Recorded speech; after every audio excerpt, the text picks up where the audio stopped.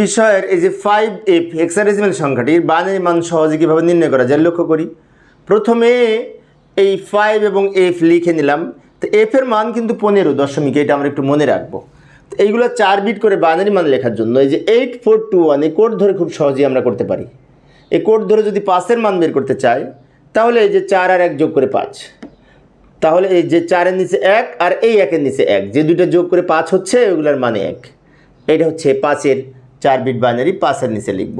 এবার f এর মান কত হবে? f এর মান তো 15 দশমিক মান। এখন কোনটা কোনটা যোগ করে 15, সবগুলি যোগ করে 15।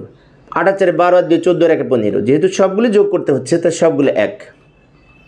f এর মান 4টা 1, তা f এর নিচে লিখব। এবার সবগুলো একসাথে লিখব, লিখে ব্র্যাকেট দিয়ে যেহেতু বাইনারি সংখ্যা তাই বেজ হিসেবে 2 লিখেছি। এবং এই বাইনারি সংখ্যাটি সর্ববামের শূন্যের কোনো মূল্য নয়, তাই ইচ্ছে করলে এই বামের শূন্য বাদ দিয়ে এইটুকু উত্তর হিসেবে লেখা যায়।